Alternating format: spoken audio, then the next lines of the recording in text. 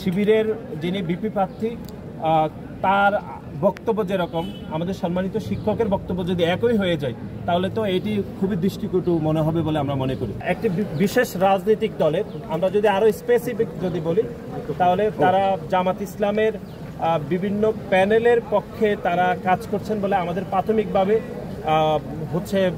প্রতীয়মান হয়েছে। এবং তারা আমরা দেখেছি যে শিবিরের প্যানেলের বিপি প্রার্থী সাদিক কায়েম যেরকম অভিযোগ করেছেন, আমরা দেখছি এই কেন্দ্রে একজন প্রক্টর রয়েছেন যে আমাদের সম্মানিত শিক্ষক মাহবুব স্যার, তিনিও সাদিক কায়েমের বাসায় তিনি একই অভিযোগ করেছেন, মানে জামাত ইসলামের মতো করে অভিযোগ করেছেন।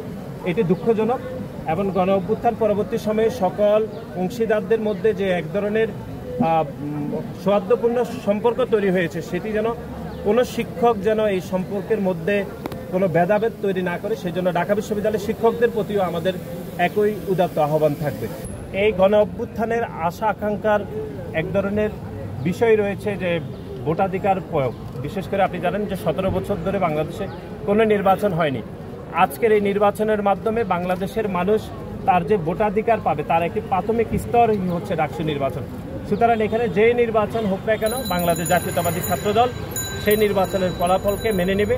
তারপরও আমরা মনে করি আমাদের গণমাধ্যম রয়েছে, ঢাকা বিশ্ববিদ্যালয়ের শিক্ষার্থীরা রয়েছে, ঢাকা বিশ্ববিদ্যালয়ের শিক্ষকরা রয়েছে, এখানে সুশীল সমাজের লোক রয়েছে, সবার উপস্থিতিতে সবকিছুই হবে। সুতরাং এখানে লুকানোর মতো কোনো পরিস্থিতি থাকবে না বলে আমরা মনে করি। ধন্যবাদ।